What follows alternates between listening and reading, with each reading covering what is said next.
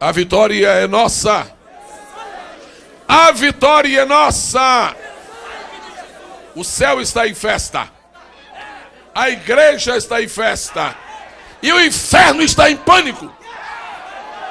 Cada vitória sua é uma grande derrota para Satanás. Então celebre as suas, porque vem muito mais.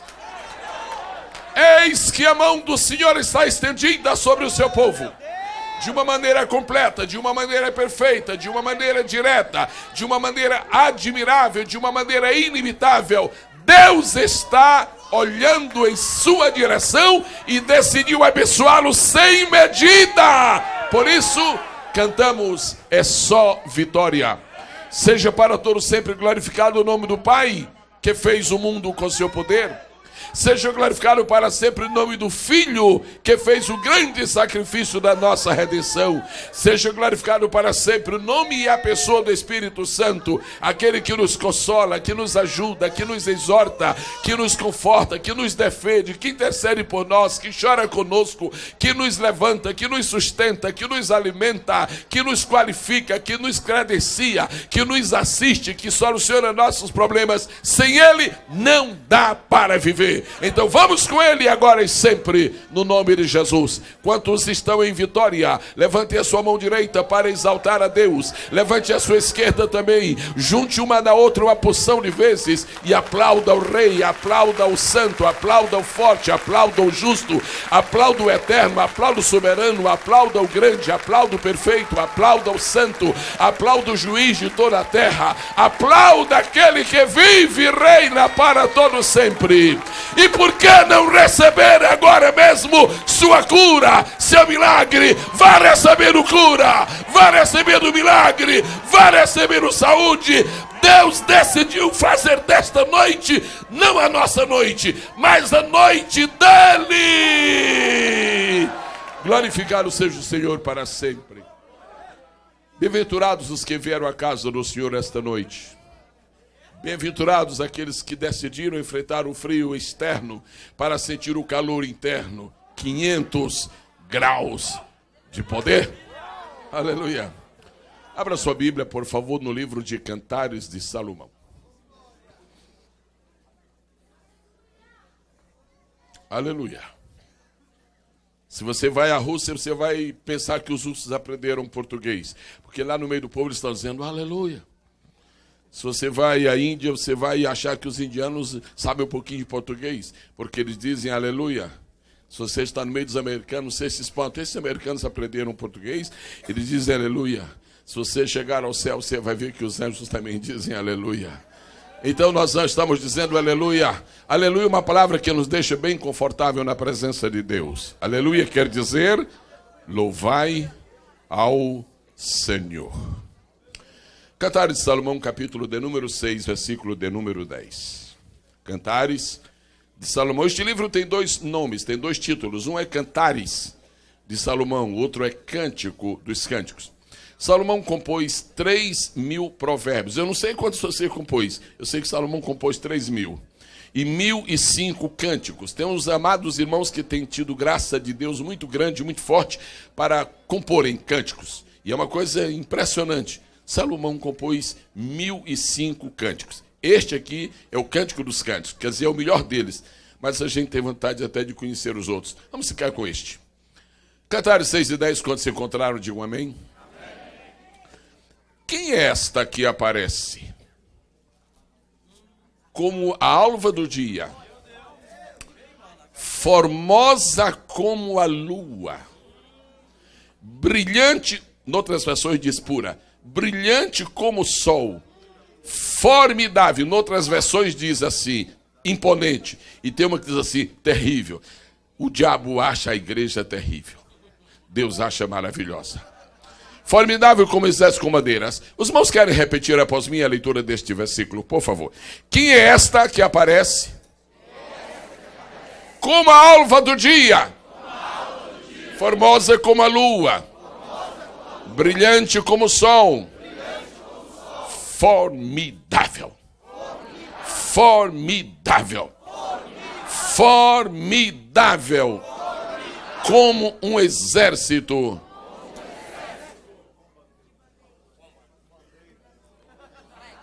com bandeiras. Glorificado seja o nome do Senhor.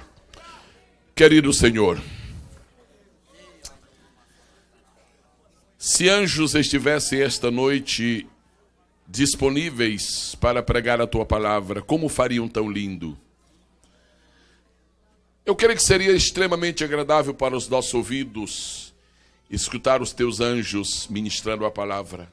Eles têm tanta sabedoria, eles têm tanto talento, e eles estão tão perto de ti que já auferiram muito da tua glória, mas tu não quiseste que os teus preciosos e sublimes anjos pregassem a tua palavra. Na excelência da tua graça e nas incompreensíveis riquezas da tua misericórdia, tu escolheste homens. Por isso nós nos admiramos de ti, mais uma vez.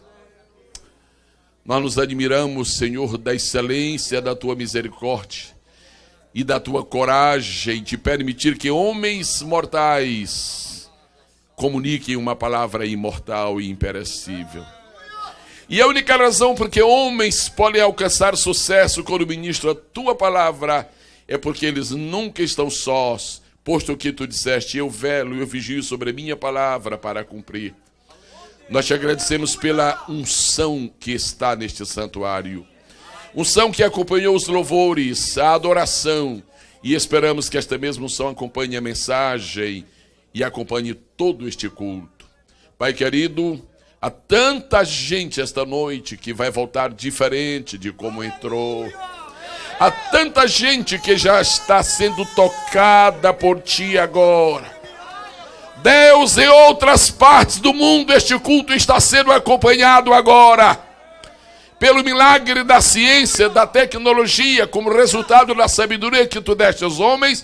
Tem pessoas noutros continentes que estão acompanhando este culto. Na tua onipresença, vai visitando cada um, Senhor, e vai dando graça, e vai dando unção, e vai dando poder. Faz muitos do teu povo agora falar em línguas, enquanto estão acompanhando pela internet, Senhor, este culto. Tu podes fazer isto, tu queres fazer isto, porque está começando a se cumprir o que está da tua palavra, e a tua glória vai encher a terra toda, e a tua glória vai encher a terra toda, e a tua glória vai encher a terra toda. Recebe a nossa adoração e louvor, porque nós tributamos a ti, Senhor, de todo o nosso coração, desde agora e para todo sempre. Nesta casa de Deus, cada um pode com alegria dizer amém. Amém. Antes de você sentar-se, será que você podia me atender num pequeno favor que eu vou lhe pedir? Qual era a palavra que você gostaria de ouvir agora? O que é que você gostaria que alguém chegasse para você e dissesse? Uma coisa assim, pastor, se alguém chegasse para mim e dissesse assim, olha, você é um campeão. Uma palavra assim, você gostaria de ouvir esta palavra? Sim ou não? Então diga essa palavra para alguém. Diga para outro que você gostaria de receber. Porque Jesus disse, fazei aos outros o que vocês gostariam que fizesse com vocês. Podem sentar em nome de Jesus.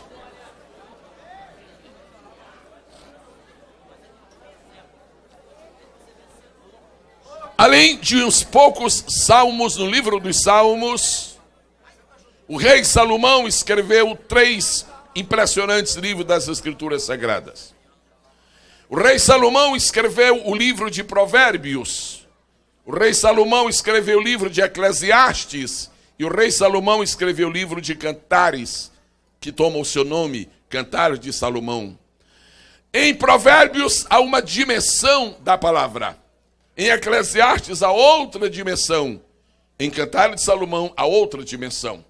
A Escritura Sagrada diz que Salomão impressionava qualquer pessoa que chegava perto dele. Impressionava com a sua sabedoria, impressionava com o seu talento, impressionava com a sua cultura, impressionava com a sua habilidade, impressionava com o seu entendimento, impressionava com a capacidade que ele possuía de apresentar enigmas, de responder perguntas. A rainha de Sabá preparou uma opção de enigmas, disse, finalmente eu encontro um homem a quem eu vou deixá-lo calado para sempre.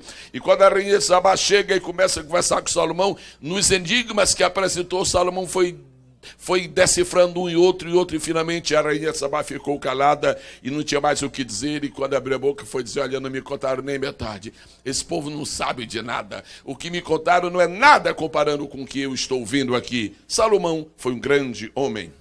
A gente nunca vai discutir se Salomão foi para o céu ou não vai, porque isso é uma pergunta que não faria sentido. Você acha que você não tem o direito de chegar ao céu e conhecer as pessoas que escreveram os livros da Bíblia?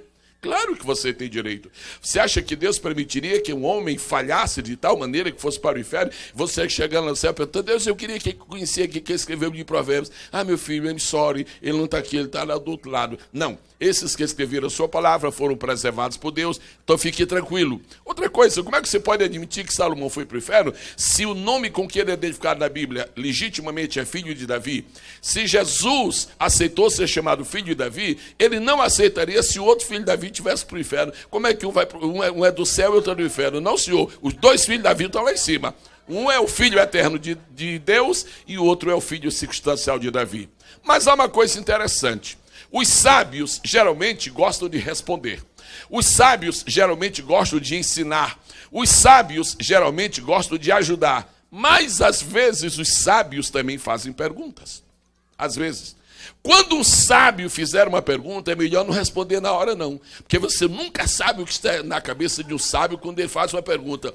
Não facilita com o sábio, não, porque é perigoso. Quando o sábio faz uma pergunta, primeira coisa, pode ser que ele esteja experimentando o ouvinte e fica feio. Ele fazer uma pergunta, o cidadão desviar do assunto e depois ouvir uma reprimenda. Você é o ignorante, fica feio. Embora o bom sábio não vai dizer isto, mas se não diz com palavras, diz com o olhar. Então, o sábio, quando faz pergunta, primeiro pode ser porque ele esteja experimentando alguém. Mas, às vezes, quando o sábio faz uma pergunta, não é porque ele está experimentando, é porque ele quer ajudar as pessoas. Ele faz uma pergunta para as pessoas ficarem rapidamente embaraçadas e depois serem ajudadas por ele. Quando o sábio faz uma pergunta. Quando o sábio faz uma pergunta, ele quer aproveitar uma oportunidade para ensinar alguma coisa que é fruto da sua sabedoria. Só excepcionalmente, um sábio faz uma pergunta sem saber a resposta. E geralmente ele nunca faz, porque corre o perigo de ele fazer uma pergunta e ninguém saber a resposta, e todo mundo diz, agora eu sei o que vai falar. Ele diz, não, eu também não sei. Daquele dia em diante, ninguém mais chama o cidadão de sábio. O sábio, nada é igual a nós, ele não sabe. Aqueles ministros, aqueles reitores da Universidade de Babilônia, ficaram numa vergonha incrível, porque não souberam nem ler. Um sábio, ministro da educação, analfabeto, ministro da educação que não sabia nem ler. Deus escreveu 4 palavras na parede. Imagina se Deus tivesse escrito o sermão. Escreveu 4 palavras. O ministro da educação leia. Perdi a minha capacidade de ler. Então vamos, reitor da Universidade de Babilônia, disse, não entendo uma palavra. Então é assim. Mas os sábios, quando fazem perguntas, eles têm algum propósito. Porém, o sábio Salomão fez uma pergunta e ele morreu sem ter a resposta. A primeira razão por que Salomão fez esta pergunta é porque ele estava possuído de um espírito profético e ele desejou conhecer esta resposta, mas ele não conheceu. A razão por que Salomão morreu sem conhecer a resposta a esta pergunta, que hoje muita gente pode achar fácil, é porque perguntas da Bíblia têm um tempo de ser respondida. Há coisas que você nunca pode saber antes do tempo. Por exemplo, Salomão nunca entendeu o que é que seria alguma entidade na terra chamada igreja. Você podia falar com Salomão, Salomão, vamos conversar sobre anatomia? Anatomia. E Salomão era o expert em anatomia. Salomão, vamos conversar sobre biologia? E Salomão conversava sobre biologia. Salomão, vamos conversar sobre oceanografia? Vamos, Salomão sabia tudo. Salomão, vamos conversar sobre cibernética? Vamos, Salomão sabia tudo. Salomão, vamos conversar sobre trigonometria? Vamos, é comigo. Salomão, vamos conversar sobre a igreja? Sobre o quê? Igreja. O que é isso? Salomão não entendia de igreja. Por quê? Porque a igreja é um dos mistérios da Bíblia. Esta é a razão porque só entende quem é a igreja quem está afinado com o noivo dela. Só entende quem é a igreja quem tem a marca do sangue de Jesus. Só entende quem é a igreja quem já visitou o Calvário. Só entende o que é a igreja quem passou pelo túmulo vazio. Só entende o que é a igreja quem andou e viu Cristo ressuscitado, batizando com o Espírito Santo no cenáculo. Salomão não passou por isso, Salomão não sabia. E Salomão fez a pergunta: escuta aqui, meus amigos, dizem por aí que eu sou sábio. Na verdade, Deus me deu sabedoria. Mas eu ando preocupado. Alguma coisa me diz que tem alguma coisa por aí que é como a alva do dia. Eu estou sentindo. E eu penso assim: é linda como a lua. Olha, é brilhante como o sol. E é formidável como exército com madeiras. E Salomão não sabia a resposta. Salomão não sabia a resposta porque não era o tempo de saber. Um dia, nasceu neste mundo um homem chamado Saulo. Saulo, porque ele nasceu em Tarso, era Saulo de Tarso. E Saulo cresceu, aprendeu aos pés de Gamaliel, era muito instruído, sabia muitas coisas, mas um dia se encontrou com Jesus de Nazaré, descobriu que ele, Saulo, não sabia nada. Você só sabe alguma coisa enquanto se encontra com Cristo. Na hora que você se encontra com Cristo, a primeira coisa que ele diz não é passar a mão na cabeça, é inteligentão. Ele diz assim: aprendei de mim, aprendei de mim, aprendei de mim. Aprender de mim, aprender de mim. Chega o doutor Nicodemos, então, Rabi, o doutor Nicodemos estava com demagogia. E aí, Rabi, ninguém pode fazer os milagres que tu fazes se Deus não for. Jesus disse: isso é um demagogo. Isso é um demagogo. E aí, senhor Nicodemos, você é professor? Bom, modéstia parte, sou catedrático. Muito bem. Então vamos conversar aqui sobre o seguinte: aquele que não nascer da água do Espírito não pode ver o reino de Deus. E dá vontade de dizer como aquele cidadão lá do interiorzão do Brasil. Como?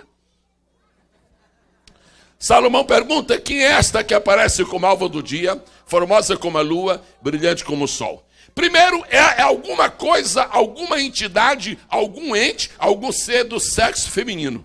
E o Salomão não está aqui para a gente conversar com ele e ver como é que ficam as coisas. Então vamos presumir. Salomão pergunta: quem é esta? Eu queria que você não se enganasse, mas também não saísse daqui ignorando a resposta a esta pergunta. Primeiro, algumas pessoas podem pensar: esta que aparece como a alva do dia, formosa como a lua, brilhante como o sol e formidável como Moisés com madeiras, quem sabe é a nação de Israel. Mas se você pensa isso, tire isso da cabeça hoje. Esta não é a nação de Israel. Primeiro, porque a nação de Israel nunca foi e nem é e nem será a alva do dia. Segundo, porque a nação de Israel nunca é comparada à lua. Terceiro, porque a nação de Israel nunca é comparada ao sol. Então não pode ser a nação de Israel. Então quem é?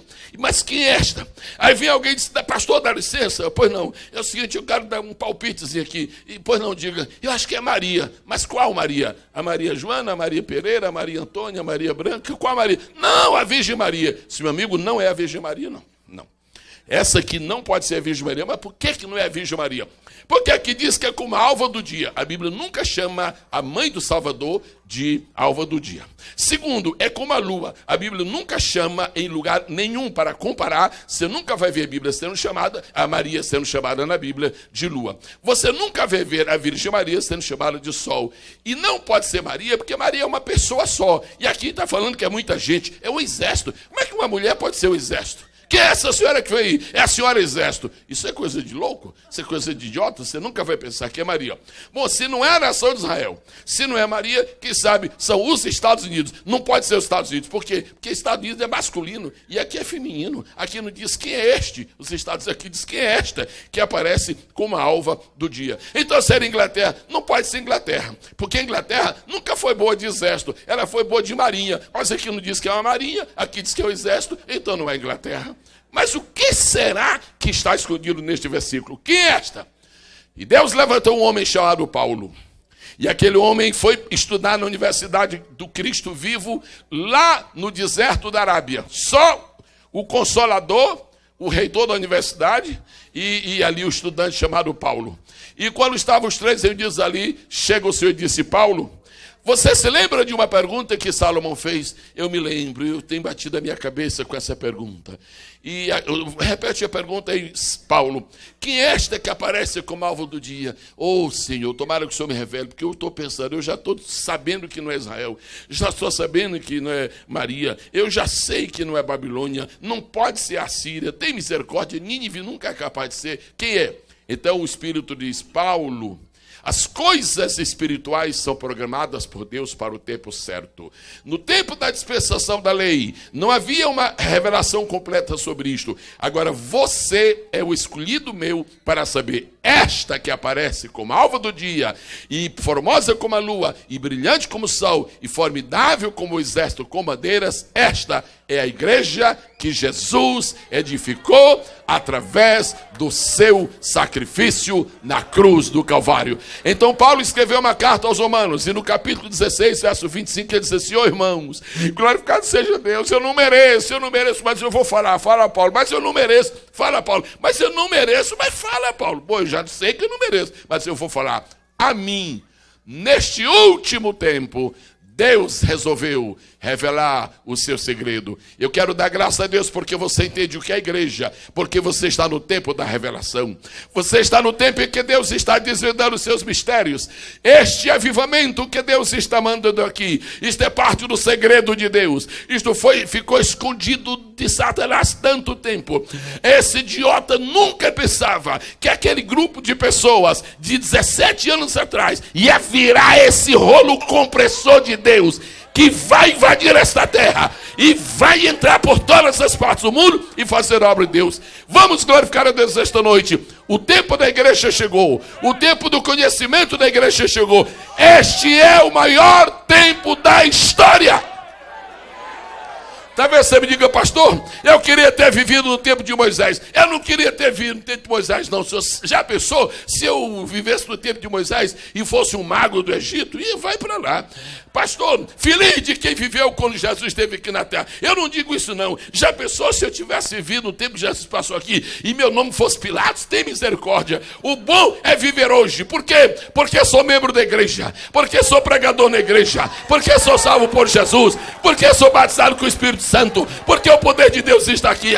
A melhor fase da história não foi a que já passou. É hoje. Eu quero felicitar você. Você é membro da igreja. O corpo de Cristo, o rebanho de Cristo, a lavoura de Cristo, a casa de Deus. Ser igreja significa ter o nome escrito no livro da vida. Ser igreja significa pertencer ao exército invencível. Ser igreja significa andar para cima e para baixo, tingido pelo sangue de Jesus. Ser igreja significa ter autoridade para expelir demônio. Ser igreja significa habilidade para falar em outras línguas. Ser igreja significa pisar sobre as serpentes e as dominar. Ser igreja significa se beber coisa mortífera não lhe será dano algum. Ser igreja significa pregar o evangelho que os anjos podem pregar. Aplauda a Deus pela existência da igreja.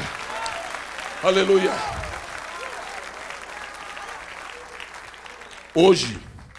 Hoje Salomão sabe que esta pergunta tem resposta, mas eu quero considerar com você algumas verdades deste texto. Algumas palavras da Bíblia não podem ser entendidas se nós não tivermos o mesmo espírito que Deus usou quando Ele fez, quando Ele mandou fazer, quando Ele ditou, quando Ele inspirou a Bíblia Sagrada. Ouça bem. Porque algumas pessoas iam ao culto e ouvem a mensagem e saem e não entendem nada. Porque algumas pessoas iam à igreja, ouvem a palavra e saem como entraram. É muito bom entender uma coisa. Para a Bíblia ser escrita, ela precisou de inspiração. Diga inspiração. Para a Bíblia ser pregada, ela precisa de inspiração. Diga inspiração. Agora, para a Bíblia ser entendida, ela também precisa de inspiração. Diga inspiração. Sabe, o sucesso de quem está entendendo a Bíblia é um sucesso que depende de 3 milagres. A inspiração para ser feita, a inspiração para ser pregada e a inspiração para ser entendida.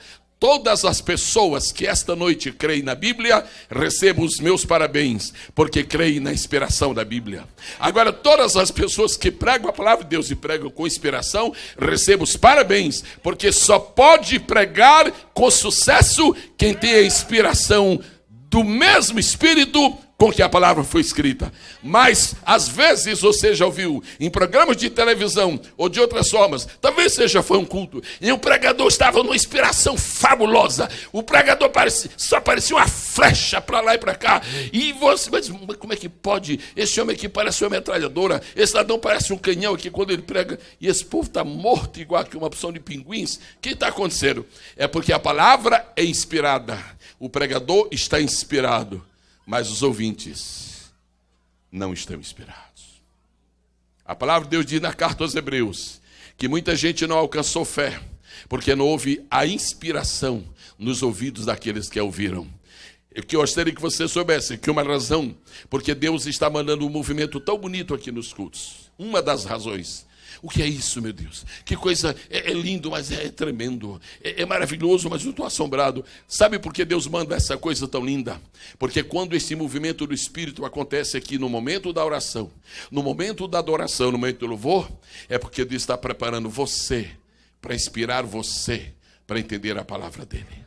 Deus está preparando você para que você alcance a dimensão espiritual, para você entender a palavra. Bem-aventurados os ouvidos que esta noite estão cheios da inspiração do Espírito do Senhor. Bem-aventurados os ouvidos esta noite. Você sabe, isso já se disse muitas vezes, o corpo de uma pessoa come com a boca, a alma de uma pessoa come com os olhos, mas o espírito come com os ouvidos. Não se distraia na hora da pregação, você está comendo com os ouvidos. A fé vem pelo ouvir, e o ouvir pela palavra de Deus. E enquanto a palavra está sendo pregada nesta tribuna, pode ser no domingo, pode ser na terça, pode ser na segunda, pode ser na quarta, pode ser na quinta ou pode ser no sábado, e pode ser na sexta também. Quero que você saiba que esta palavra edifica, que esta palavra alimenta, que esta palavra instrui, que esta palavra exorta, que esta palavra sustenta, que esta palavra nutre, que esta palavra supre, que esta palavra provê. Eu queria lhes pedir que por 30 segundos nós honrássemos a Deus com a nossa glorificação pelo milagre da sua palavra. Vamos estar de pé, aplaudir, glorificar a Deus pela palavra. Pastores, congratulem-se pelo privilégio da palavra. Que bom que nós temos a palavra. Agora, quando você sai de um culto,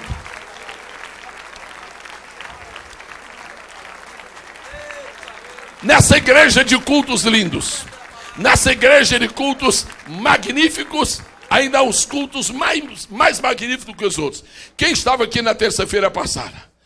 Todo mundo saiu dizendo, há um pastor que está aqui, ele está aqui na tribuna, ele está nessa segunda fileira, ele diz, pastor, já assisti muita festa, mas esta passou das outras. Pastor, já vi culto inspirado, mas este, e ele não teve nem paciência de dar esse testemunho. Já foi dando isso, foi lá ali no restroom, e saiu contando para todo mundo que a bênção era grande. Você sabe por que nós tivemos aquele culto tão lindo na terça? É porque naquela noite a palavra estava inspirada, amém? Naquela noite o pregador estava inspirado, amém? Mas não é só isso. Naquela noite, você também estava inspirado. Então eu quero que você compreenda. Sua inspiração torna esse culto forte. Sua inspiração torna esse culto mais proveitoso. Então, em nome do Pai, do Filho e do Espírito Santo, receba a inspiração de Deus. Receba a inspiração de Deus. Receba a inspiração e coma a palavra, beba a palavra, ame a palavra, recebe a palavra, chupe a palavra, degluta a palavra, toma a palavra, crê na palavra, aceita a palavra, defende a palavra, emprega a palavra, confia na palavra, submete-te à palavra, depende da palavra, te inspira na palavra, vai com a palavra e pela palavra. Quantos podem glorificar o nome do Senhor? Tome seu assento, por favor.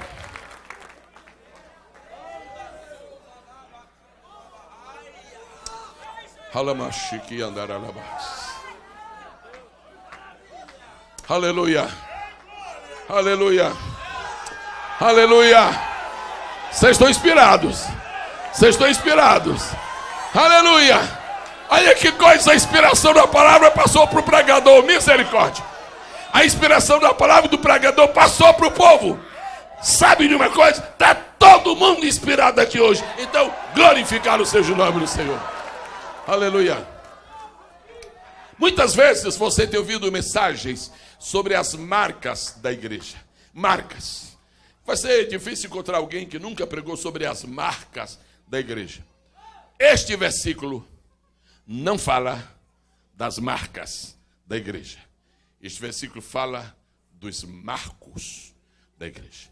Marca é uma coisa, marco é outra coisa. Os marcos, as marcas estão no próprio. Agora os marcos estão no caminho. Deus revelou em um versículo, em poucas palavras, Deus revelou, o espírito de profecia deu a Salomão. Ele não entendeu porque não era o tempo, já sabemos disso, estão muito inspirados, mas hoje nós entendemos. Neste versículo, Deus deu a Salomão a chave que nos faz entender a história de 2000 anos de igreja. Como é que pode 2000 anos estar dentro de um versículo? Como é que pode Deus... Hoje tem uma palavra muito comum aí que se usa, zipar. Como é que Deus zipou a história da igreja? Como é que Deus comprimiu a história da igreja? Em um versículo, Deus está contando neste texto toda a história da igreja. Tudo o que você ouvir sobre a igreja é um desdobramento deste versículo. Ele é a chave. Tá bom de nós continuarmos um pouquinho mais neste texto? Quantos dizem amém? Então Deus está dizendo a Salomão, ele não entendeu nada, mas nós entendemos, graças a Deus, que a igreja teria 4 marcos. 4 marcos. É uma mesa que tem 4 pernas. É uma casa que tem 4 colunas. É algo que tem 4 fundamentos. Primeiro, Deus diz, escreve aí, Salomão, escreve em forma de pergunta, que você não sabe mesmo. Quem é esta que aparece como a alva do dia? Alva do dia, são 3 palavras. Se nós quisermos substituir por uma palavra, que é a mesma coisa, é a palavra alvorada. Diga comigo, alvorada. De quando em vez a gente encontra pessoas que sabem o que é alvorada. Alguns sabem o que é alvorada pelos livros, outros sabem o que é alvorada pelo dicionário, mas alguma vez na vida a gente já acordou tão cedo que deu para entender o que é alvorada. Primeiro marco da igreja é o marco da alvorada. O segundo marco da igreja é o marco da lua. O terceiro marco da igreja é o marco do sol. O quarto marco da igreja é o marco do exército. Agora escute, você vai ouvir a história da igreja, você vai tomar conhecimento da história da igreja. Se você notar que a igreja está no primeiro marco, tire da cabeça essa história de que Jesus vem logo, porque ainda tem 3 marcos. Se você confirmar, se você se convencer que a igreja está no segundo marco, no marco lua, pode ficar tranquilo aí, à vontade, que Jesus vai demorar.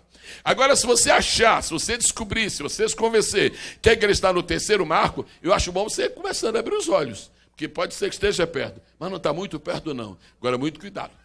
Muito cuidado. Se você descobrir que nós já estamos no 4º marco, eu acho bom você se preparar, viu? Porque qualquer hora a gente sobe. Qualquer hora a gente sobe. A grande questão esta noite é esta. Quantos são os marcos da igreja? Mas que coisa, todo mundo entendeu? Eu não falei que estamos todo mundo esperando. Quantos marcos da igreja? Quantos marcos? O que nós vamos tentar agora, com a ajuda do Espírito Santo, é descobrir em qual marco nós estamos. Em qual marco? Vamos ver se nós estamos no primeiro. Primeiro marco se chama alva do dia. Quem é esta que aparece como alva do dia? Quem é esta que aparece como a alvorada? A Bíblia Sagrada nos ensina que o último profeta do Velho Testamento se chamou Malaquias. E o primeiro do Novo Testamento, ele pertence à dispensação da lei, mas ele está no Novo Testamento. O primeiro é João Batista. João Batista é o último profeta da velha dispensação, é o primeiro que aparece no Novo Testamento. Entre Malaquias e João Batista se passaram 400 anos. Se você quer ter uma ideia do que é 400 anos, é só você se lembrar da idade do Brasil e tira 100, o restante tudo é o tempo que passou. Esses 400 anos entre Malaquias e João Batista, vamos chamar esta noite de tempo de escuridão. Tempo de trevas. Por quê? Porque se não há profecias, não há claridade. Se Deus não fala, não existe luz. O que está está iluminando as nossas vidas é a preciosa palavra de Deus, da qual nos estamos alimentando. Salmo 119, verso 105. Lâmpada para os meus pés é a tua palavra, e luz para o meu caminho. As nações de maior sucesso neste mundo são as nações que estão à sombra desta lâmpada gloriosa e respeitam os fundamentos que existem desta palavra santa. Você pode ter os seus conceitos os mais distintos sobre esta nação, mas não há no mundo que não a respeite. E a história desta nação é a história de homens que buscaram a Deus, é a história de homens que foram tementes a Deus. Você conhece este país? Este país não fecha em janeiro, este país não fecha em fevereiro, este país não fecha em março nem abril, este país não fecha, nada fecha aqui. É tudo aberto em maio, é tudo aberto em junho, é tudo aberto em julho, é tudo aberto em agosto, é tudo aberto em setembro. Isso aqui não fecha nada em outubro, mas quando chega em novembro, na última quinta-feira, alguma voz de longe de cima diz: fecha tudo.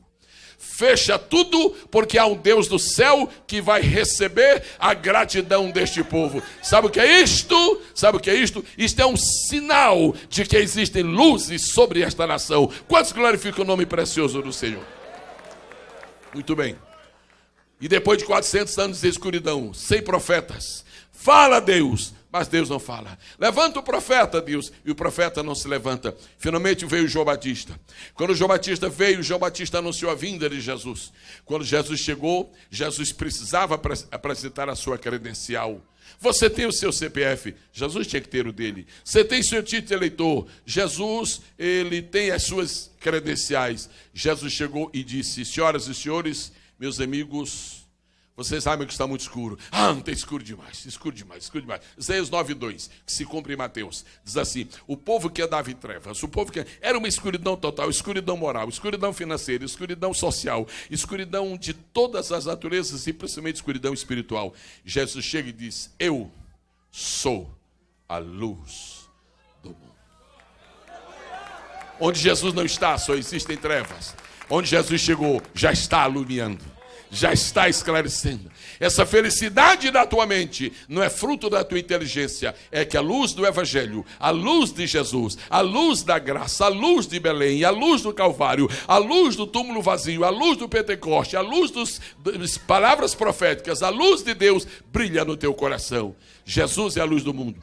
E Jesus ministrou durante 3 anos e meio e morreu aos 33 anos. Durante os 3 anos e meio que Jesus ministrou aqui, foi um tempo de alegria, foi um tempo de paz, foi um tempo de bênçãos, mas foi um tempo muito curto. E como é que vai ser agora? Antes de Jesus sair, ele deu o sinal de como as coisas iriam acontecer. Ele disse assim: olha, meus discípulos, enquanto eu estou no mundo, eu sou a luz do mundo. Agora eu vou me retirar deste mundo, mas o mundo não vai ficar escuro. Mas Jesus, como não vai ficar escuro se tu és a luz? Não, olha para mim, Pedro, olha para mim, João, olha para mim, Tomé, olha para mim, Tiago, olha para mim, outro Tiago, olha para mim, Mateus. O que é Deus? O que é Jesus? É o seguinte: a luz vai embora, isso aqui vai ficar tudo escuro. Não, quando eu sair, fiquem comprometidos comigo, como vós sois a luz do mundo.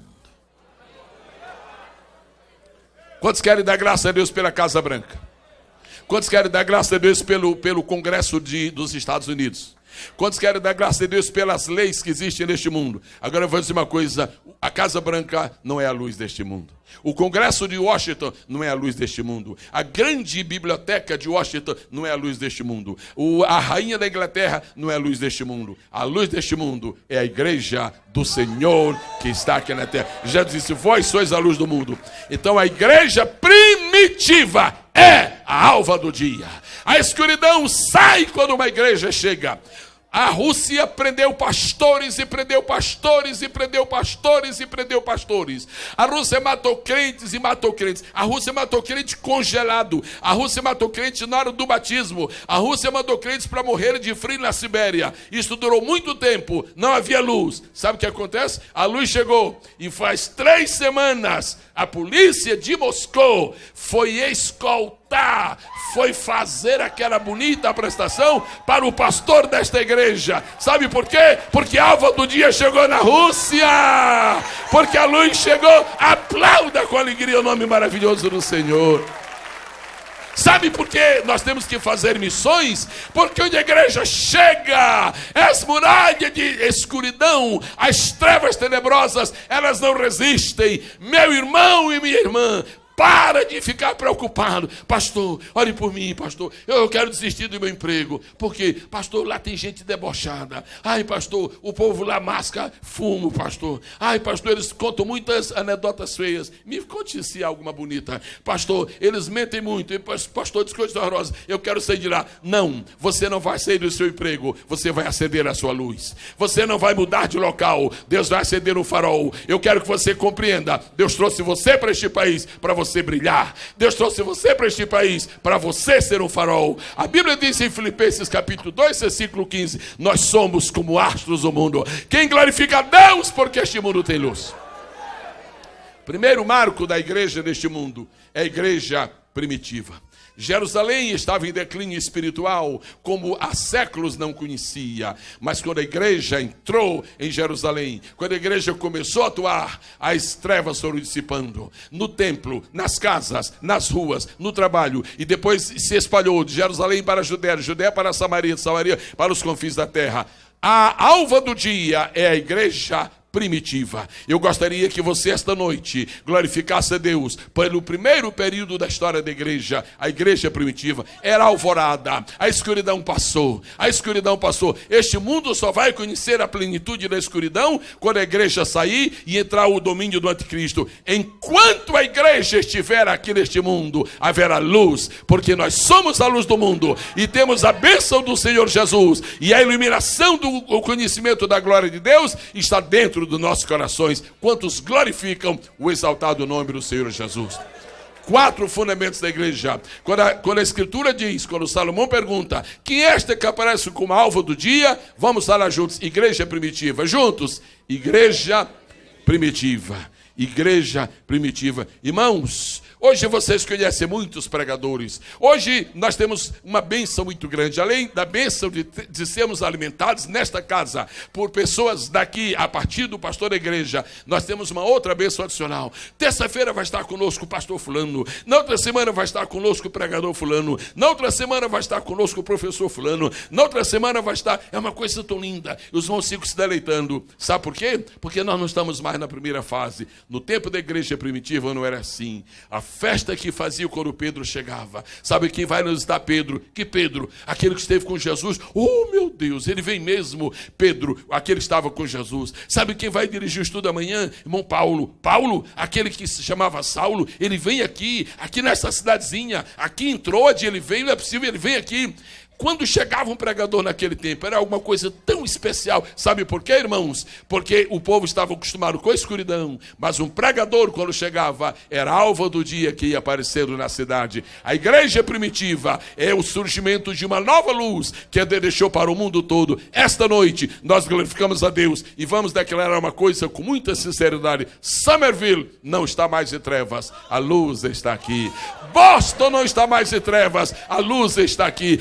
Massachusetts não está mais na escuridão. Olha a luz aqui, olha a luz aqui, olha a luz aqui. É uma coisa interessante na igreja. Se você vai estudar aí pelo dicionário a respeito da luz, você vê lá, luz, substantivo, abstrato. Mas como é abstrato? Abstrato quer dizer, você vê na luz, você não pega na luz. Não, pastor, eu peguei na luz. Não, senhor, você pegou na lâmpada. Ninguém pega na luz. Mas a luz não é substantivo abstrato, não. A luz é concreta. Você quer ver como a luz é concreta? A luz é concreta. Olha aqui eu pondo a mão aqui no ombro da luz. Olha aqui eu cumprimentando a luz. Cumprimente a luz que está perto de você. Luz é abstrato no dicionário. No mundo espiritual, luz é concreto. Você é luz. Você é luz. Você é um facho. Você é um farol. Tem gente que tem pouca luz. É um palito de fósforo. Antes, pastor, ore por mim. Eu não sou nada. Eu sou palito de fósforo. Não tem porta das mãos. Se for aceso, é capaz de fazer um incêndio. Bendito seja o nome do Senhor. Tem crente palito de fósforo. Tem crente lanterna. Tem crente vagalume. É verdade que o vagalume apaga apaga muito, mas em compensação também acende muito. Acende, apaga, acende, apaga, acende, apaga, acende, mas acende, embora apague, mas acende. Agora, há crentes que são mais do que palito de fósforo, há crentes que são como lâmpadas, só que depende de ter pilha. Há crentes que são como luzes como farol de carro, só que tem que ter dínamo e tem que ter bateria. Não tem importância. Nessa igreja aqui, o carregador de bateria não está nunca desligado. Receba de Deus força esta noite para brilhar neste mundo. Primeiro fundamento da igreja, a igreja alva do dia. Fale comigo, a igreja alva do dia é a igreja primitiva. O segundo marco da igreja, na palavra profética que Deus deu a Salomão em forma de pergunta: quem esta aqui aparece, formosa como a lua? Você vai notar uma coisa interessante. Você sabe que os homens fizeram a lua, mas a lua dos homens é esquisita. A lua dos homens não tem beleza. Os irmãos já viram algum poema sobre um satélite? Não. Tem muita coisa sobre satélite artificial, mas não tem poema sobre satélite artificial. Não tem. Não dá para fazer poema. É coisa de ciência, mas não dá para fazer poema. Agora, a lua é bela. A lua é clara, a lua é beleza, a lua é famosa. Irmãos, se você não gosta de poesia, pensa assim, você já viu poesia sobre a lua. Agora, se você gosta de poesia, você sabe poesia sobre a lua. A lua é a inspiração dos poetas, a lua é a inspiração dos sonhadores. Coisa boa está na lua, porque ela brilha, mas não queima. Coisa boa está na lua, está sob a luz da lua. Agora, diz a Escritura Sagrada que a igreja é como a lua. Você acha bom? Ou você acha ruim que a igreja seja como a lua? Quantos acham que é bom a igreja ser como a lua? Diga sim. Quantos acham que não é grande coisa? Diga não. 4 disseram que não. Mas daqui a pouco mudam de ideia. A igreja é como lua. Quem criou a lua foi Deus. Primeira coisa que eu queria que você se lembrasse é que a Bíblia diz, eu não vou falar de ciência, eu mal sei o que é isto. Eu vou falar sobre o que a Bíblia diz. A Bíblia diz que a lua foi criada por Deus para governar. Para governar. A lua governa. Mas como que a lua governa? Com aquela simplicidade dela. A lua governa a noite. Hoje quem brilha no céu é Jesus. Escute bem o que eu estou dizendo biblicamente. Quem brilha no céu é Jesus. Mas quem brilha no mundo é Jesus através da igreja. Através da igreja. Sabe o que Deus está fazendo? Por exemplo, todos nós sabemos o respeito que esta nação tem para com um homem chamado Billy Graham. E apesar de sua profética idade, ainda é consultado pelos presidentes. Houve momentos deste país em que grandes decisões foram tomadas pelos presidentes, e antes de tomarem essa decisão, sabe quem era ouvido? Era o pastor Billy Graham. Sabe por quê? Porque Deus pôs o luminar menor para governar a noite. Enquanto Jesus não vier, a igreja vai ter um papel preponderante nesta terra, porque a igreja é o braço de Jesus, a igreja são os pés de Jesus, a igreja é a mão de Jesus, a igreja são os instrumentos de Jesus. Você é a pessoa que Deus escolheu para fazer a obra de Deus neste mundo, representando Jesus. Então receba poder, inspiração, graça e disposição e faça a obra de Deus. Mas vamos à lua. A lua tem uma coisa interessante. Quando você olha para o sol, e não lhe aconselho que olhe meio-dia, não. É bom para olhar para ele assim nas fotografias.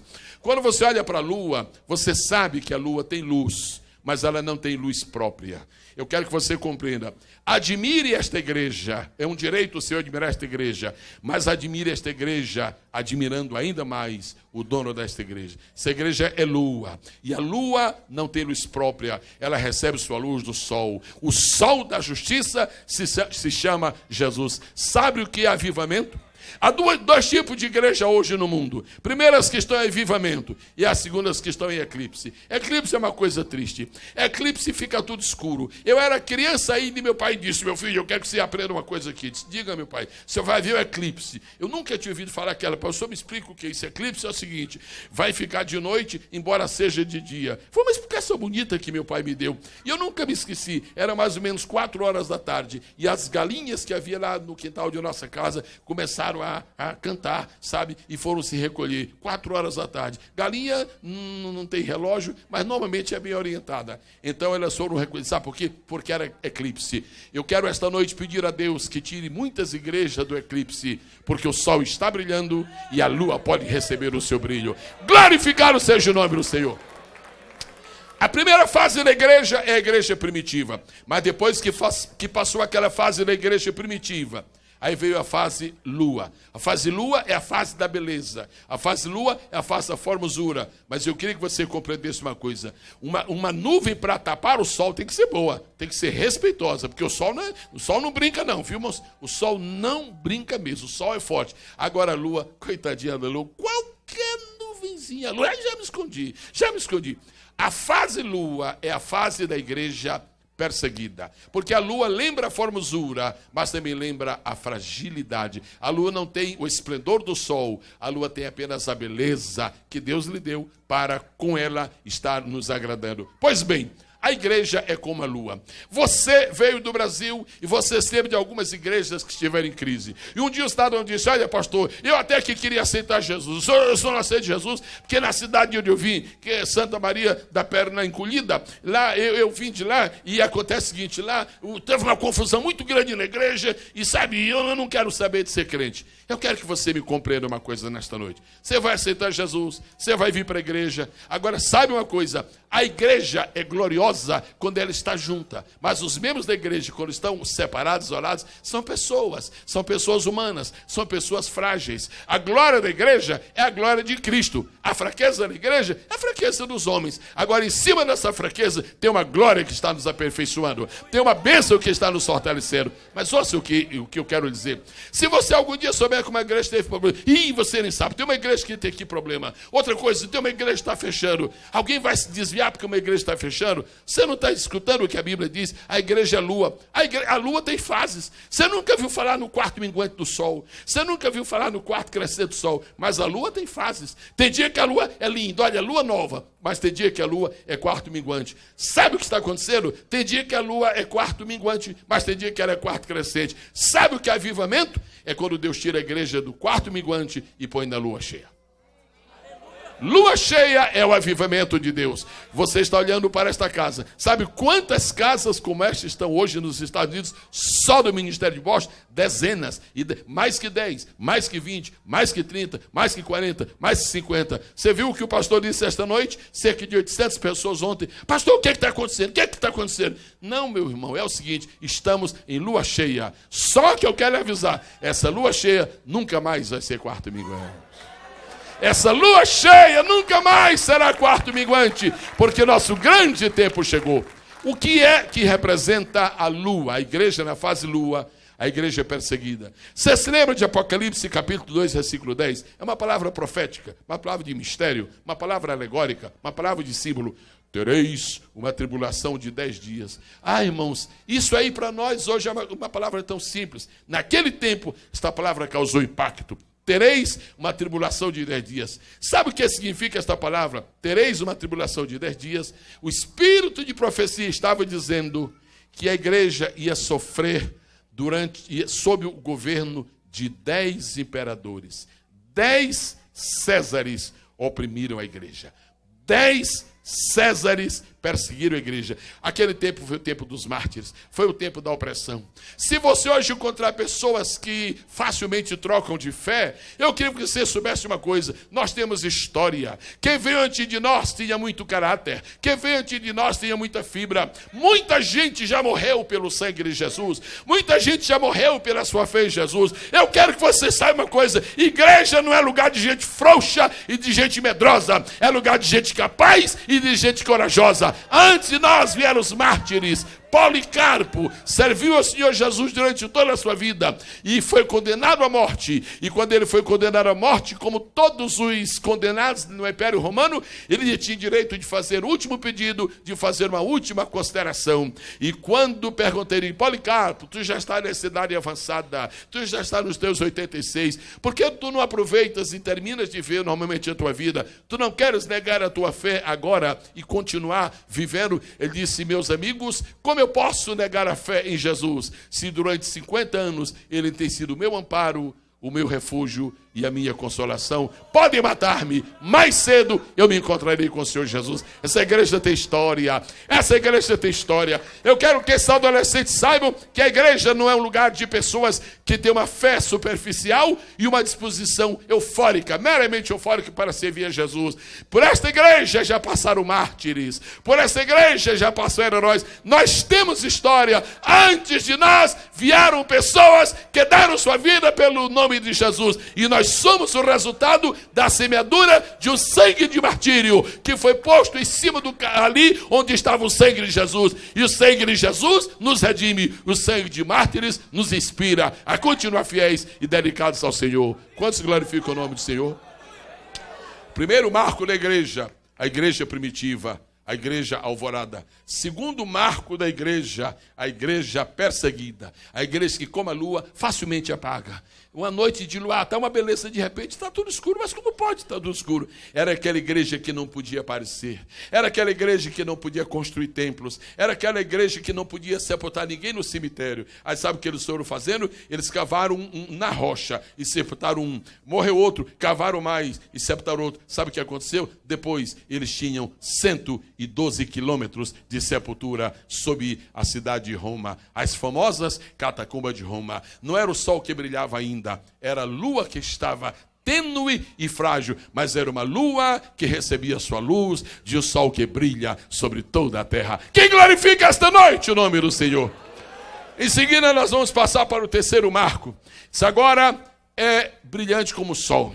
Você não pode entender, e eu não posso entender, ninguém pode entender, a não ser que o Espírito revele o mistério da lua se transformar em sol. Você conhece o sol? Ai de nós se não fosse o sol. Você se lembra de hoje? Estava um frio tremendo, mas estava um sol tão gostoso. Ah, nós não podemos viver sem o sol. Eu estive uma ocasião na Lapônia, e lá uma coisa interessante, às 2 da manhã, e alguém disse, pastor, vem aqui. Eu disse, o que é? Que horas são? São 2 da manhã. Vamos ler jornal aqui, sem ter luz elétrica. Mas o que é isso? Não, é o seguinte, é porque tem 3 meses do ano aqui que o sol não se põe. Mas por quê? Porque depois tem 9 meses que ele não aparece. Ok, então uma coisa interessante que existe ali naquele extremo norte da Europa. Agora eu quero que você pense no sol. O sol nasce para todos. O sol brilha sobre toda a terra. Todo este planeta Terra é alumiado pelo sol. Havia um homem. O nome deste homem era Martinho. Não sei se você acha esse nome bonito ou se não acha feio. Se você acha bonito, por que nenhum filho seu se chama por esse nome? Então, havia um homem chamado Martinho. E esse moço foi educado dentro da religião da época. E esse moço foi muito fiel à sua igreja. Esse moço foi convidado a fazer teologia, ele fez teologia. Ele foi convidado a fazer direito e ele fez direito. Aí ninguém convidou a ler a Bíblia, mas ele começou a ler. Quando ele leu a Bíblia, ele viu que a Bíblia é muito mais do que a religião oficial dizia. E ele estava um dia lendo a Bíblia, e enquanto lia, ele foi tocado pelo Espírito de Deus, quando ele leu em Romanos capítulo 1, o justo viverá por fé. Os olhos dele se acenderam, brilharam. Isso não é possível, isso está escrito, o justo viverá por fé. Naquela época, na cidade vizinha, havia um cidadão que era um clérigo religioso, uma autoridade religiosa da mesma igreja dele, que estava vendendo os santinhos, que era para comprar umas indulgências para tirar as pessoas do inferno. Tudo isso entre aspas. E ele disse, mas isso aqui está contra aquilo. E aquele homem começou a revoltar seu interior e disse, não é isto que é a igreja, não é isto que é a igreja. E Deus usou aquele homem. E ele começou a escrever, isso aqui que eu aprendi errado, o certo é assim. Isso aqui que eu aprendi errado, o certo é assim. Isso aqui que eu aprendi errado, o certo é assim. E ele escreveu 95 declarações. Essas 95 declarações tomaram o nome, 95 teses. Ele pegou aquelas 95 teses e fixou lá na parede do templo religioso. Quando o pároco local viu aquilo, ficou apavorado. Então, não tinha celular, teve que mandar um telegrama. Então, mandou um telegrama para o bispo. E o bispo mandou para o papa. E disse, aqui tem um indivíduo que está revoltado contra tudo. O que é que ele está dizendo? Ele está dizendo que purgatório não existe. É o seguinte, não existe mesmo não, mas nós precisamos de dinheiro. E então, a coisa se complicou. E ele pregou 95 teses. E o papa então mandou dizer para aquele moço, se você não se retratar, você vai ser excomungado. E ele respondeu, se me excomungarem na terra, aumenta a minha comunhão com Deus. Eu não retiro. Este homem se chamava Martinho Lutero, o autor e escritor daquele hino, Castelo Forte ao nosso Deus. Quando Martinho Lutero morreu, a igreja já não era mais uma lua, já era um sol.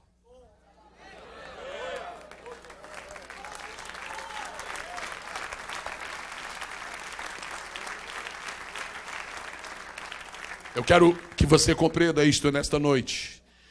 Você, como membro da igreja, você tem história. Vamos glorificar a Deus porque a igreja tem passado, amém? Vamos glorificar a Deus porque a igreja tem presente, amém?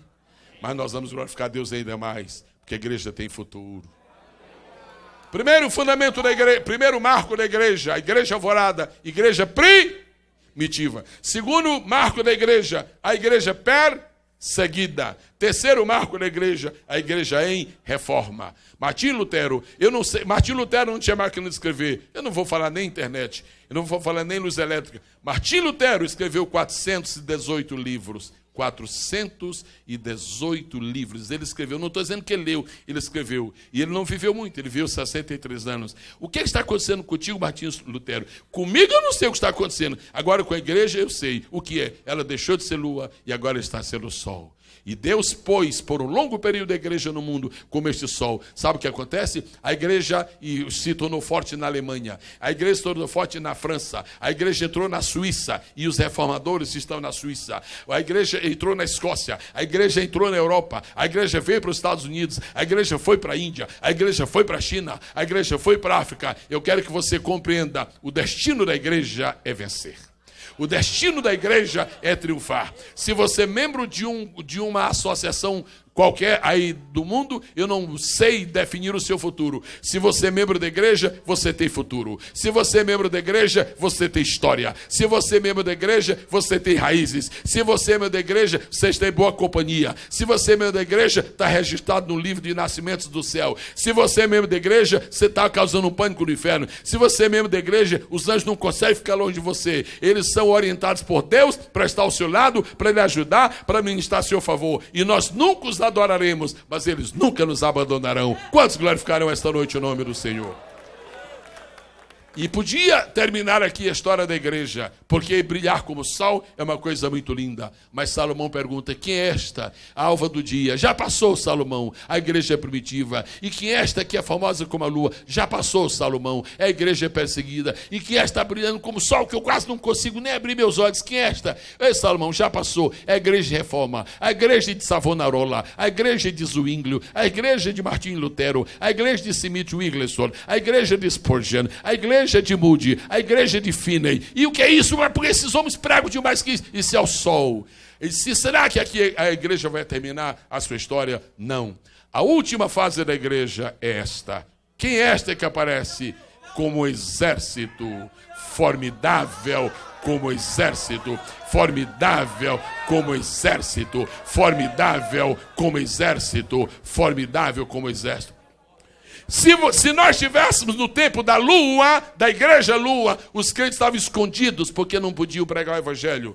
Se nós estivéssemos no tempo do sol, os crentes estariam todos somente ouvindo uma pessoa como Lutero, fixando as 95 teses. Agora ouça-me o que eu quero dizer. Daqui para frente não tem mais igreja alvorada. Daqui para frente não tem mais igreja lua. Daqui para frente não tem mais igreja sol. Isso já passou. Daqui para frente, igreja que é igreja vai ser o exército. Igreja que é exército vai ser igreja que é igreja, vai ser o exército. Eu quero nesta noite pedir a meu Deus que dê para você uma coragem nova. Quando você encontrar muita gente pulando aqui, não se admire. Isso não é coisa de lua, isso não é coisa de sol, isso não é coisa de alvorada, isso é coisa de soldado, isso é coisa de guerreiro, isso é coisa de campeão, isso é coisa de quem é batizado com o Espírito Santo. Eu declaro nesta noite, o maior tempo da igreja chegou. Formidável como exército com bandeiras. Eu quero convidar você esta noite para aceitar Jesus, para ser membro desta igreja. Você não veio a este mundo para ser um homem perdido na mão de Satanás. O diabo vai perder você hoje. O inferno vai perder você hoje. Os demônios vão ficar apavorados porque você não vai dar mais atenção a eles. E o que é que você é, pastor? Você vai ser um soldado. A maior honra da igreja nos últimos dias é a honra de guerrear, é a honra de lutar, é a honra de batalhar. A igreja é o exército. Agora escute a palavra que a Bíblia usa. Numa Bíblia diz imponente. Imponente. Noutra Bíblia diz formidável. Mas no outro lugar diz terrível. Para o céu, ela é imponente. Para o mundo, ela é formidável. Para o diabo, ela é terrível. Ela é terrível. Eu quero que você compreenda. Quando você pensa nos demônios, você sabe que são seres espirituais. E você diz, pastor, ai, tem misericórdia, eu estou apavorado com demônios. Ouça-me, eu não preciso mandar nenhum recado para eles esta noite. Eles sabem disso, mas ouça-me o que eu vou lhe dizer. Deus está levantando essa igreja neste tempo do fim, como rolo compressor, para deixar essa corja de demônios desesperados. Desesperados. Tem notícia muito boa para os irmãos. O inferno está entrando em bancarrota, porque o exército está de pé. O inferno está em pânico. Satanás hoje sabe que o seu tempo está contado. E não estava decretado para ele ser derrotado pela alvorada. Não estava decretado para ele ser derrotado pela lua. Não estava decretado para ele ser derrotado pelo sol. Estava decretado para ele ser derrotado pelo exército com bandeiras, pela igreja do avivamento, pela igreja poderosa, pela igreja de fogo, pela igreja que baila, que dança, que canta, que luta, que chora, que geme, que adora, que louva, que sente, por uma igreja revestida de poder.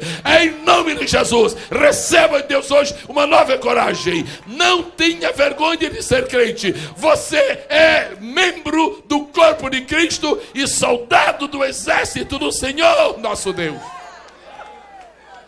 Eu quero pedir que você diga, se você é membro da igreja do Senhor, você diga com alegria, Senhor, eu te dou graças, porque eu sou membro da tua igreja. Eu sou um soldado. Eu sou um soldado. Agora, ouça-me, exército tem uma grande característica. Exército tem que ter um comandante. Um dos vários comandantes do exército da história chamava-se Alexandre. Alexandre viveu naquele período que nós mencionamos hoje, chamado período interbíblico, entre o Velho e o Novo Testamento. Alexandre teve muitas qualidades. Bebia muito, mas Alexandre teve muitas qualidades. Por exemplo, quando Alexandre saiu da Macedônia para conquistar o mundo, e ele nunca voltou para a Macedônia. Interessante isto, ele saiu da Macedônia para conquistar o mundo e ele nunca mais voltou. Alexandre só caminhava para a frente. Alexandre só sabia conquistar. A vida de Alexandre só fazia sentido se fosse conquistado. Alexandre tinha uma coisa interessante. Quando um soldado de Alexandre, quando um oficial do exército de Alexandre era ferido num ataque numa cidade, sabe o que Alexandre fazia? Não mandava aquele cidadão embora, não despachava, não aposentava. O Alexandre pegava aquele oficial ferido e assinava o decreto. Fulano de tal, meu oficial ferido, ele fica agora sendo o governador desta cidade. Interessante a história. Agora, se você pensa que Alexandre foi o maior comandante da história, não foi. Nenhum exército conheceu jamais o comandante que nós conhecemos. Jesus é maior do que Alexandre. Jesus é maior do que Napoleão. Jesus é maior do que Hitler. Sabe o que Jesus faz com os seus soldados? Napoleão mandava dar espada para os seus soldados. Alexandre mandava dar lanças para os seus soldados. Jesus nos deu armas do céu. Jesus nos deu armas espirituais. Nesta noite, eu quero que você compreenda. Nunca fique espantado. E, por favor, nem pense em se escandalizar quando você vira uma jovem, uma senhorita, uma adolescente, um obreiro, um irmão, uma irmã, chega aqui e fazer assim. Não se espante. Todo soldado de respeito presta continências ao comandante. Quando você encontrar uma pessoa prestando continência, primeiro é porque é soldado, e segundo é porque o comandante não está ausente. Eu fui soldado por um tempo na minha vida, e havia uma coisa interessante, quando o comandante do batalhão não estava presente, eu não tinha bandeira. Mas eles telefonavam, diziam, olha, o comandante vai chegar ali de 15 minutos. Aí vinham guardar apressadamente e ficava ali na porta. Quando o comandante do batalhão estava chegando ali a uns 200 metros, de repente o cidadão estendia a bandeira. Quando você entrar neste templo e notar que tem bandeiras, você já sabe, é porque o comandante está. É porque o comandante está. É porque o comandante está. Esta noite, eu quero que o coral se lembre mais uma vez. Toda a nossa força vem de nosso comandante. Toda a nossa ousadia vem de nosso comandante. Se você quer esta noite receber a Jesus como seu Salvador, meu convite esta noite. Não estou lhe convidando para vir para a igreja Alvorada, já passou. Não estou lhe convidando para vir para a igreja Lua, já passou. Não estou lhe convidando para vir para a igreja Sol, já passou. Eu estou lhe convidando para se alistar no exército dos invencíveis.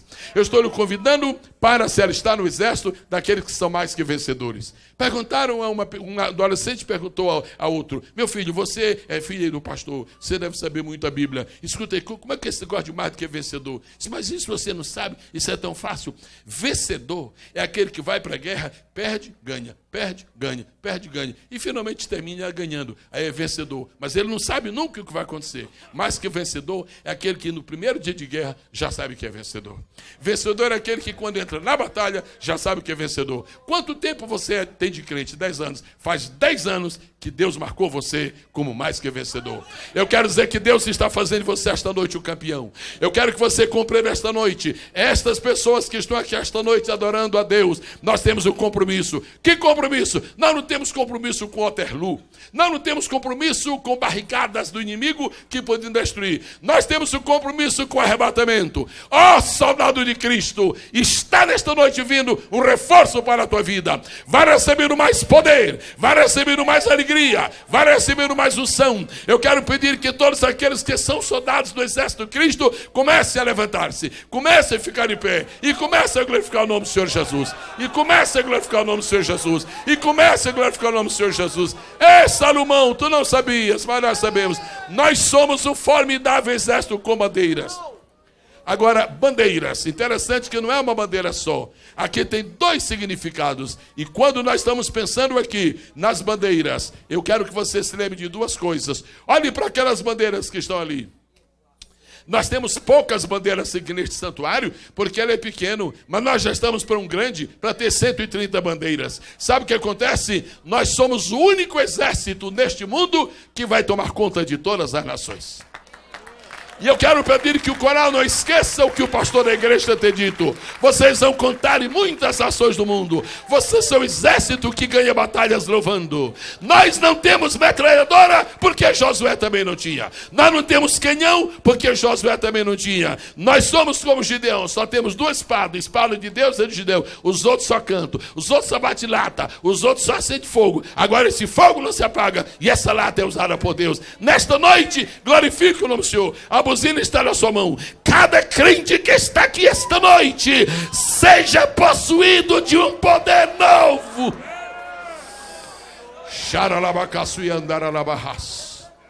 Eu estendo a minha mão aqui na direção de todos esses meus companheiros, pastores que servem ao Senhor nesta igreja. Nós cooperamos com o pastor que Deus pôs nesta igreja, e aos meus companheiros, a todos nós que cooperamos com ele, eu lhe digo esta noite: não olhemos para trás, não percamos o nosso alvo. Nós temos um compromisso com a vitória.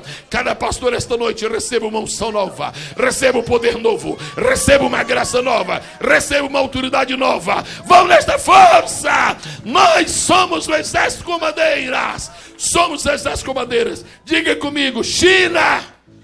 Nós vamos chegar aí. Diga comigo: Índia.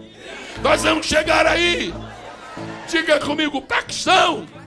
Nós vamos chegar aí. Diga comigo: Holanda. Nós vamos chegar aí. Diga comigo: Moçambique. Nós vamos chegar aí. Nós vamos chegar aí. Tem surpresa, Deus, para você. Os teus pais vão pisar em lugar que tu nunca imaginaste. Tu és um soldado e nós temos um exército. Mas esta noite eu falei de um coronel. O coronel é o comandante de um batalhão. A igreja é o exército só. Aqui diz um exército. A igreja é só o exército. No mundo todo é só o exército. Agora o exército divide-se em batalhões. Os batalhões são dirigidos por coronéis. E eu quero louvar a Deus pelo coronel que ele nos deu para dirigir este batalhão. E esse batalhão está crescendo. Agora eu quero louvar a Deus pelo comandante desse coronel, que é o general Jesus. A quem seja a glória, a honra e o louvor para todo o Senhor.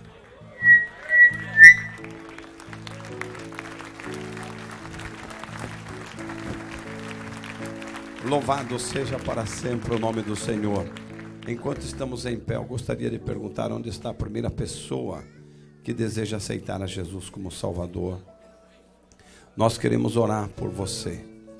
Onde está a primeira pessoa que deseja reconciliar com Deus ou aceitar a Jesus como Salvador, fazer parte desse exército poderoso, invencível, esse exército triunfante que aguarda o arrebatamento e vai morar com o general dos generais lá no céu? Onde está a primeira pessoa que deseja aceitar a Jesus ou reconciliar com Ele? Levante a sua mão, eu quero orar por você. Onde está a primeira pessoa que deseja aceitar Jesus? Está vindo? Deus abençoe. Nós queremos orar por você. Venha fazer parte desse exército de vencedores. Venha receber o perdão dos teus pecados, a certeza de vida eterna e ter uma vida gloriosa em Cristo Jesus. Aonde está? Está vindo aqui um irmão aqui à frente. Louvado seja Deus. Onde está a segunda pessoa? Nós queremos orar por você. Reconciliar com Deus ou aceitar a Jesus como Salvador. Glória a Deus. Onde está a segunda pessoa? Você quer reconciliar com Deus, aceitar a Jesus como Salvador? Não perca esta oportunidade. Deus tem coisas grandes para você. Aceite a Jesus, receba o perdão dos pecados, a certeza de vida eterna. É a oportunidade que Deus está dando. Amanhã pode ser tarde demais. Aonde está? Nós queremos orar por você. Levante a sua mão. É uma oportunidade linda que você está tendo. Não desperdice esta oportunidade. Nós vamos orar a Deus por esse irmão que está aceitando a Jesus. Todos os que têm algum problema, alguma dificuldade e desejam uma oração, venha aqui à frente também. Vou orar pedindo a bênção de Deus sobre você. Louvado seja Deus. Aonde está alguém que deseja receber oração? Venha aqui, nós queremos orar em teu favor, pedindo e decretando a tua bênção no nome de Jesus. Seja problema da família aqui no Brasil, em qualquer lugar, é o teu dia, no nome de Jesus. Pode vir e nós estaremos orando por você. Nós temos mais um aqui aceitando Jesus, pedindo oração. Venha, nós vamos orar por você agora. Venha confiando, independente do tamanho do problema que você está enfrentando. Venha confiando no Senhor. Nós vamos ordenar no nome de Jesus a tua bênção e a tua vitória. Aleluia. Glória a Deus. Aleluia. Nós estaremos orando, te ajudando em oração, pedindo a bênção de Deus sobre você. Quero que a igreja levante as mãos ao céu agora, junto comigo, e vamos abençoar essas vidas. O que está aceitando a Jesus e os que estão perante o altar, pedindo a bênção de Deus. Aleluia. Segure a mão levantada. Glória a Deus. Também orando pela irmã Neuza, irmão Ezequiel, irmão Carlinhos, que esta semana estarão de retorno ao Brasil por um período de tempo, né? Depois eles voltam, porque não vão ficar longe de nós de jeito nenhum. Vamos pedir a bênção de Deus sobre os irmãos que estão aqui perante o altar e sobre esta alma que aceita Jesus como Salvador. Senhor Deus e Pai, nós queremos pedir a tua bênção, a tua graça, o perdão dos pecados ao teu filho que se rende diante de ti, aceitando a ti como Salvador. Cobre com o teu sangue e escreve o nome dele no livro da vida e esquece os seus fracassos. Pai, também agora no nome de Jesus Cristo, eu estou pedindo a bênção sobre os teus filhos que estão perante o altar.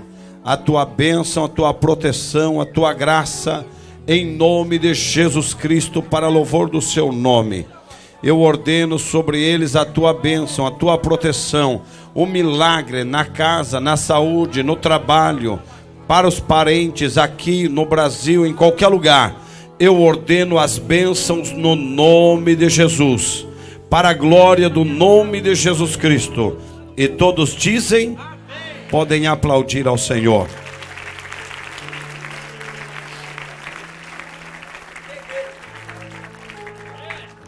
Não esqueçam os vídeos de terça-feira do culto de hoje à disposição de vocês.